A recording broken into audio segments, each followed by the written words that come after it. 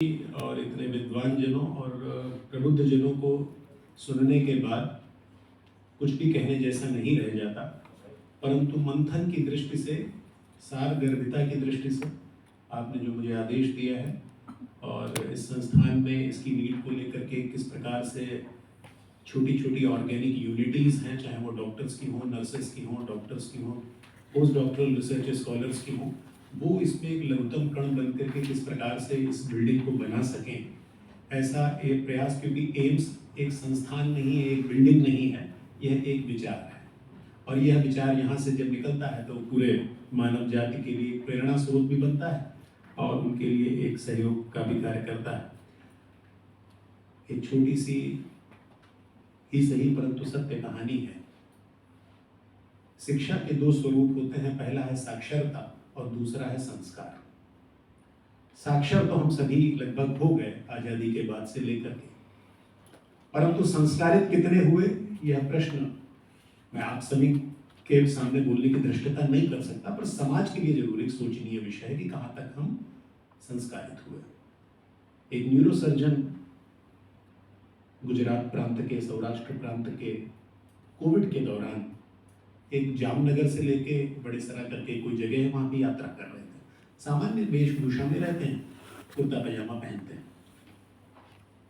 Doctor जयंती भाई इनका नाम है। जब वो बस में यात्रा कर रहे थे तो किसी पॉकेट मार ने उनका बटुआ काट लिया। सामान्य तौर पर एक मानवीय संवेदना के नाते बस में सभी लोग बहुत चिंतित हुए कि बस में किसका बस बटुआ कट गया। तो सामान्य वेशभूषा वाले व्यक्ति को देख करके सभी लोग उसके प्रति बड़ी संवेदना से भरे हुए थे कि अरे, इतने सज्जन व्यक्ति का किसी ने बटुआ काट लिया। बस में बड़ी खुशखुशाहट होने लगी कि ऐसा नहीं होना चाहिए था, कहीं ड्राइवर और कंडक्टर मिले तो नहीं, इस प्रकार की बातचीत होने लगी। परंतु थोड़ी देर बाद जब उस व्यक्ति ने यह बताया कि नहीं, मैं एक चिकित्सक हूँ, एक डॉक्टर हूँ, तो अब खुशखुशाहट जरा दूसरे डायमेंशन में होने लगी। सबने कहा अगर डॉक्टर की पर्स कट गई तो ठीक ही हुआ। उस बस में बैठा हुआ एक सामान्य सा व्यक्ति था। उस व्यक्ति ने कहा, श्रीमान जी, मैं आपको पहचानता हूं, आप शायद जब इंटर्नशिप कर रहे थे तो एक बार आपने मरहम पट्टी मेरी की थी। आपने बहुत अच्छी तरीके से मुझे कंसोल किया था, आपने पूरी मेरी बात सुनी थी और आपने ड्यूटी के बाद, आप शायद आपका लंच टाइम था, आपने फिर भी वो नहीं गए और आपने बहुत, मुझे याद है कि आप वही डॉक्टर। उन्होंने कहा हाँ जी, मैं वही हूँ, मैंने यही से MBBS की थी, यही इंटर्न था तब मैं उस जमाने में। उन्होंने कहा यदि आप बुरा न माने तो अपनी यात्रा के कुछ पैसे यदि आप मुझसे ले लें, बाद में कभी जब हो तो मुझे दे दीजिएगा। उन सज्जन के दिमाग में उस यात्रा के दौरान, इस प्रकरण के दौरान, समाज में चिकित्सकों के प्रति इस प्रकार का भाव, शिक्षकों के प्रति इस प्रकार का भाव। बनारस में एक व्यक्ति एक रिक्शे वाले से कहता है कि भैया फलानी जगह चलोगे? तो मुझे रिक्शा वाला कहता है चलूंगा, मेरा तो काम ही है ले जाना। तो उस व्यक्ति ने कहा कितने रुपए लगेंगे? उन्होंने कहा 100 रुपए लगेंगे। उन्होंने कहा 100 रुपए मांगते हो? 100 रुपए तो बहुत ज्यादा है। तो उन्होंने कहा साहब 100 रुपए ज्यादा लगता है तो आप पैदल ही चले जाओ। तो वो चलने लगे, काफी देर चलते रहे, दोपहर हो गई, फिर वही रिक्शा वाला कहीं दूर जाकर के उन्हें मिला। उन्होंने कहा भैया अब चलोगे? बहुत चल लिया मैं। उन्होंने कहा अब 200 रुपए लगेंगे। उन्होंने कहा क्या बात करते हो, आधी दूरी तो लगभग मैं तय कराया, उस समय सुबह 100 रुपए मांगते थे, अब 200 रुपए मांगते हो। उन्होंने कहा साहब चले तो, परंतु गंतव्य से उल्टी दिशा में आप चले, अब 200 रुपए लगेंगे। जहां जाना था वहां नहीं।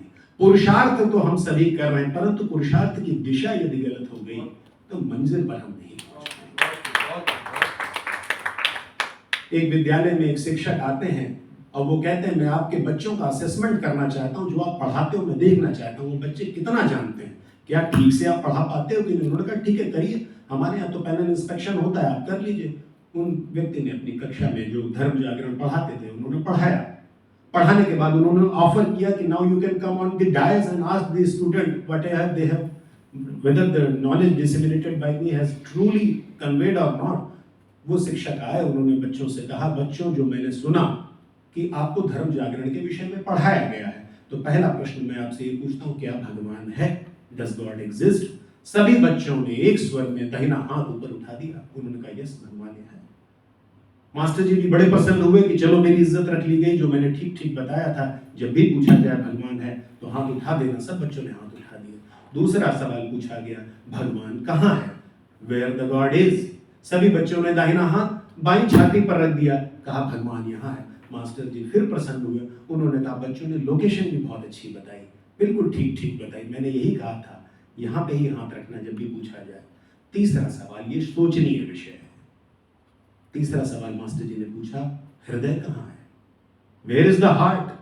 दिल कहाँ है? सभी बच्चों ने एक स्वर में कहा, ये तो मास्टर जी ने कभी बताया ही नहीं। ईश्वर के विषय में हमें पता है, उसके स्थान के विषय में पता है, हृदय कहाँ है हमें ये नहीं पता। परंतु इस बात का बहुत संतोष है, आप सभी प्रबुद्ध जनों के विषय में डॉक्टर DC जैन सर की अध्यक्षता में, उनके एपी सेंटर में doctor Kochhar madam as a protagonist रही हैं, एज ए टॉर्च बियरर रही हैं। आज हमें यह तो पता चल गया कि हृदय कहाँ है। और उर्दू में कहावत है, तलाशो तलब में लज्जत मिली है इतनी, दुआ कर रहा हूं कि मंजिल कभी ना आए। और चूंकि इतना सीखने को, समय समझने को, सुनने को इतना ज्यादा मिला है, मैं ये तो नहीं कहूंगा कि ये डिपार्टमेंट ना बने, परंतु इस अंग्रेजी में कहावत है, access of the gate is much more important than entering into the gate. ये जो एक्सेस में मजा आ रहा है, ये शायद एंट्री में तो जो मजा ईश्वर की प्रेरणा से आएगा, क्योंकि कार्य ईश्वरीय है। आने वाले समय में हम आने वाली जनरेशंस को एक वो ढांचा, वो फर्मा, वो सॉफ्टवेयर दे पाएंगे जिस पथ पर वो चल करके ये कहेंगे, शिक्षा आज सही मामले में संपूर्ण हुई, यह अंत्योदय हुआ मेरी शिक्षा का। What is the purpose of this knowledge unless it is not disseminated to a common man. समाज में कतार में खड़े हुए अंतिम व्यक्ति तक यदि वह नॉलेज न पहुंची, अंग्रेजी में इसे कहावत है, great presentation is that when your grandmother can understand. पीछे एक बार इंडिया हैबिटेट सेंटर में एक वृद्ध महिला एक पोछा झाड़ू लगाती थी और ग्लोबल क्लाइमेट पर एक चर्चा थी, वो carbon footprint, carbon emission, global warming पे चर्चा थी। बहुत सारे अंग्रेज आए थे। वो चर्चा लगभग इसी समय 4 बजे के आसपास समाप्त हुई, परंतु एक महानुभाव ने देखा यह वृद्ध महिला, 70-80 वर्ष की महिला झाड़ू पोछा देकर के कोने में ही बैठी हुई है। उन्होंने कहा, बहन जी आप यहाँ क्या कर रही हो? सारी चर्चा तो अंग्रेजी में है, आपको इससे क्या लेना देना? ये तो ग्लोबल वार्मिंग पे बात हो रही है, कार्बन फुटप्रिंट पे बात हो रही है। उस महिला ने जो कॉमन विजडम दिखाई है, वह भारतीय विजडम है। उस महिला ने ये कहा, मुझे ये तो नहीं पता ये भैया ग्लोबल वार्मिंग क्या होती है, परंतु सुबह से लेकर के शाम तक आप सारे लोग यही बात कहने का प्रयास कर रहे हो कि हमारी धरती को बुखार आ गया है, और ये बात बिल्कुल ठीक है। तो हमें उस प्रकार से चीजों को प्रेजेंट करना है जहां पर हम उसकी आत्मा पर ऐसा प्रहार कर सके, उसे आंदोलित कर सके। मुझे लग रहा है डॉक्टर DC जैन सर की अध्यक्षता में आप सभी प्रबुद्ध जनों के विशेषण से और उनके विशेष प्रयास से, आप सभी के अनुभव इस गागर में सागर भर रहे हैं। आशा ही नहीं, पूर्ण विश्वास एक नया स्वरूप लेगा। मैं इस अपॉर्चुनिटी को एज ए धन्यवाद प्रस्ताव के रूप में लेता हूं कि आप सभी के विशेष प्रयासों से हम सभी आने वाले उस स्वर्णिम कल को अवश्य देखेंगे, जहां शिक्षा के साथ में सुसंस्कारित शिक्षा हो और स्वास्थ्य के साथ में एक संस्कार की भी डिलीवरी हो, ताकि पूर्णता में हम आत्मा का भी उपचार कर सकें। धन्यवाद।